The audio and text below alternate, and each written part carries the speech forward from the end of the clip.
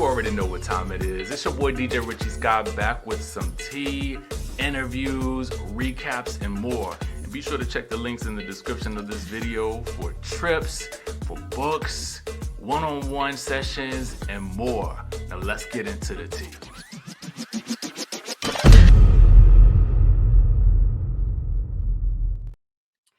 You know, one of the more fascinating aspects of this season of Real Housewives of Atlanta would have to be the friendship drama that's really kind of an undercurrent in the relationship that is between Porsha and Shamea.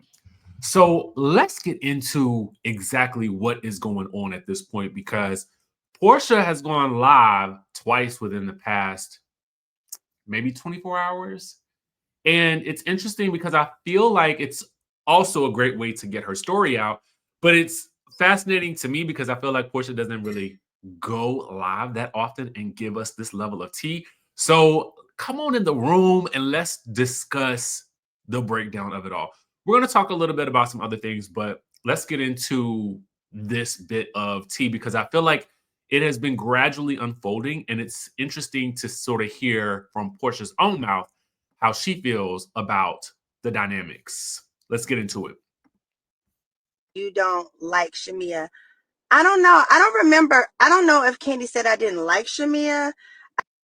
So someone was asking about what it was that Kandi had said, and this is what Kandi. I love how you support your friends. Can you give us your opinion on why Porsha hasn't supported Shamea's new song like everyone else on her page? And you guys remember we talked about this a little bit, but just in case you didn't, you know, Kandi basically said she felt like they're not really cool no more.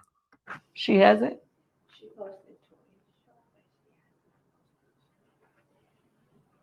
You saying on her show or in her story? Did she post it in her story? And so for those of you guys who are curious, Shamea released a single called Never Had last weekend. Last Friday to be exact, I think. And it's funny because Shamea released her single last weekend, but you have Drew releasing her full album this coming, well, actually tomorrow. Okay, what I think.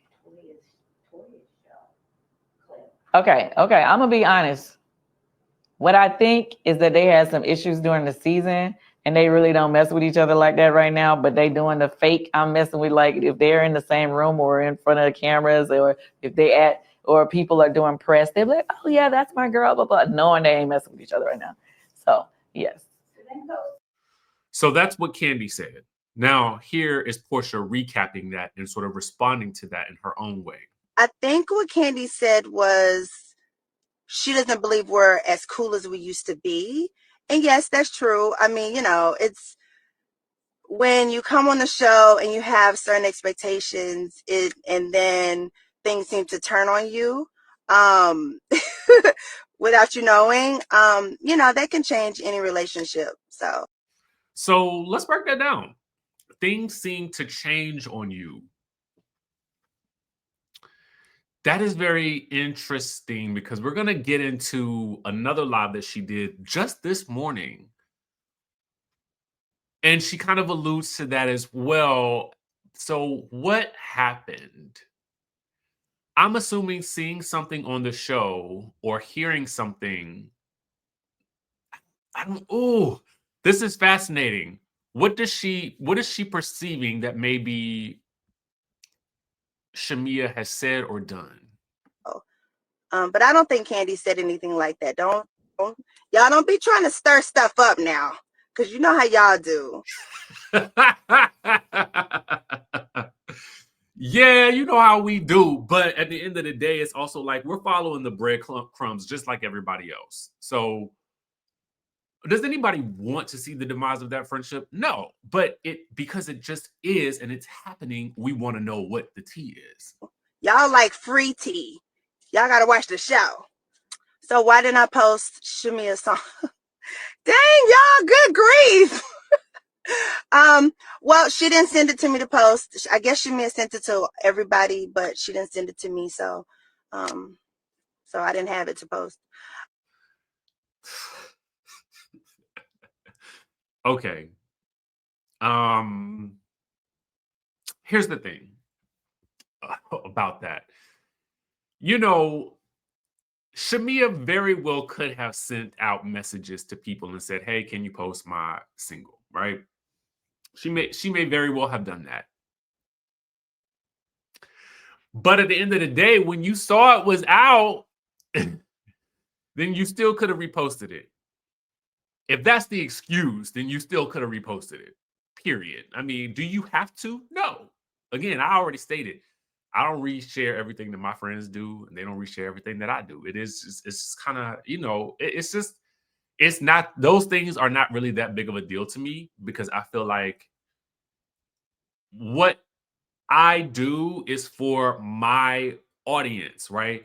And my audience or my consumer may not be my friends. So it's just I don't really get into that. So it's a non-factor for me, but I think it is for a lot of other people. Drew, any comment on Candy saying you don't like Shamea? I don't know. I don't remember. She goes more into the Drew of it all by stating that she's really no longer mad at Drew. She says that Drew is going to be Drew. Let Drew be Drew. She says support her music.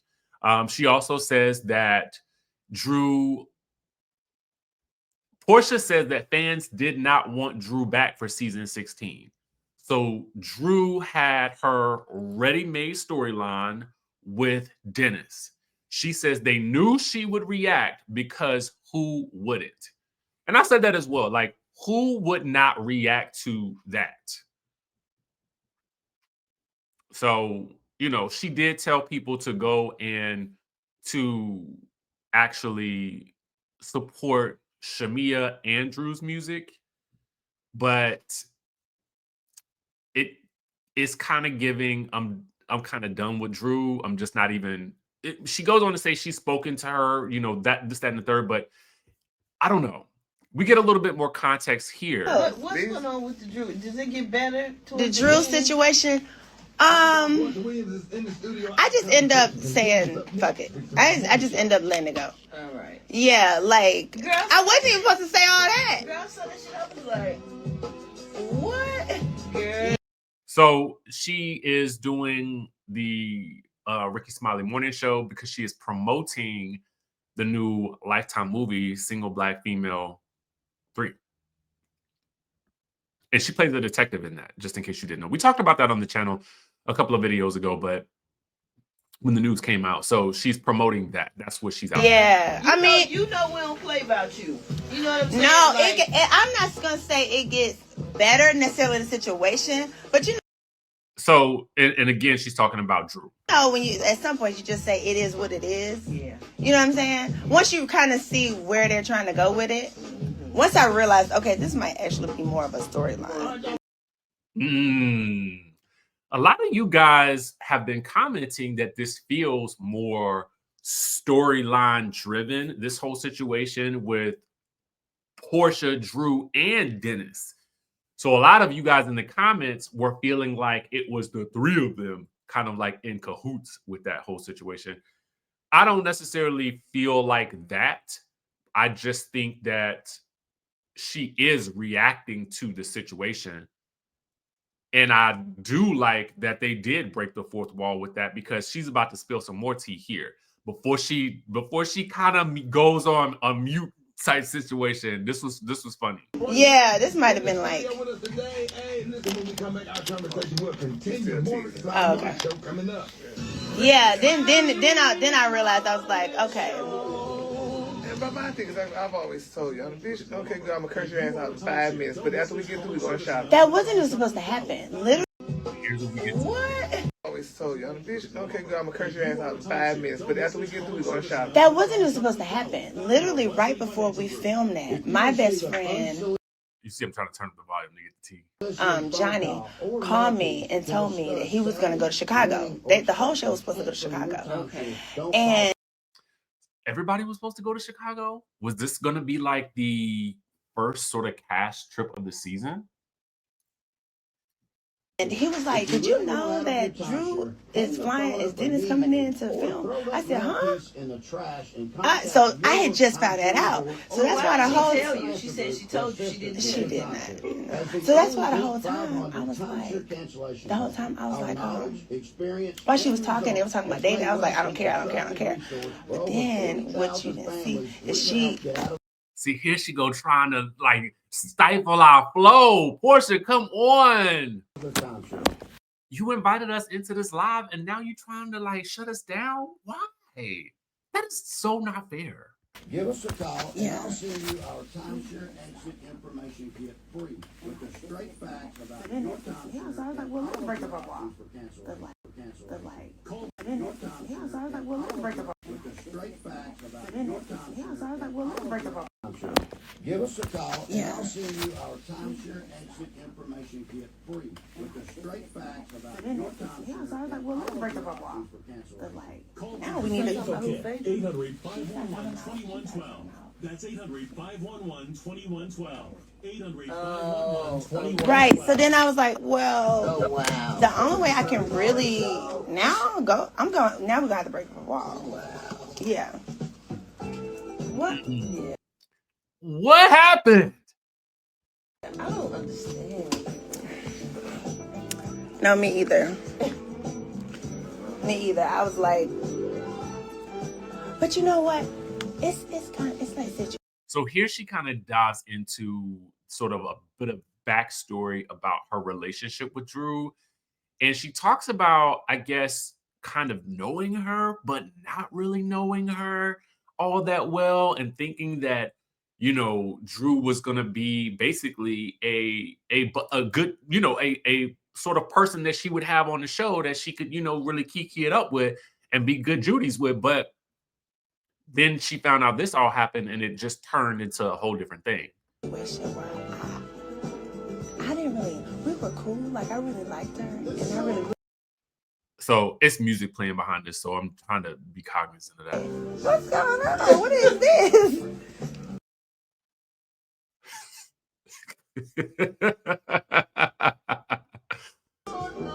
I mean, the show is the show. Watch it. We still gotta go to the union. Yeah, I mean, You know, like still free. Stated in the period. You and Shamea still free. Okay, so she kind of gets into, Gary asked about her and Shamea. She says the show is a show and things have to play out. And then she got hip to the fact that she was on live, okay, spilling tea about the show. And I'm going to give you essentially what I was reading into this situation. You know, can you mute the live? Okay. So reading her lips, this is what we've been reduced to. Basically, the feeling I got is this, you know, things happen on the show, things are said and done on the show. And then when she finds out certain things that are seen and done on the show, she's kind of shocked and she's kind of sad because basically it ends up in a situation where I think that she's explaining that there were situations that come up where it feels like, and this is alleged, so I'm just going to give you my best guess, where she felt like things were coming up that she didn't necessarily understand why someone would not think that she would have their back. That's what I gathered. So, and things will have to play out on the show. But it really was annoying because I felt like, yo, Porsha, you've given us all this good tea, but now you taking it back. You saying it and you taking it back because you muting. You muting us, girl. You muting us. I don't know if you guys happen to see Love and Hip Hop this week. I watched a bit of it. The biggest thing that come out of this episode is this comment that Spice made about the band. Okay, I don't know if you guys heard this when you watched the episode. So she's talking about basically, she's still upset about this whole situation with Bambi thinking that Amy basically told her something about Spice telling Amy to keep her verse dissing Bambi. And when Bambi confronted Spice about it, Spice was like, no, I wasn't trying to start no drama.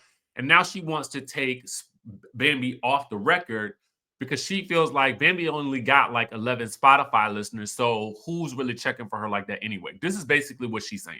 Want me to put out our song? I'm not going to. Bambi have 11 listeners on Spotify. Oh, girl, I'm finna go. Like, no, what are we talking? So Bambi was like, who is my biggest hater? And she says Spice got 11 BBLs, Scrappy got 11 baby mamas, and $11. I'ma just save the rest for another time. Now I don't know if she's talking about Rashida and Kirk because they were also laughing too, along with what's his name, Scrappy.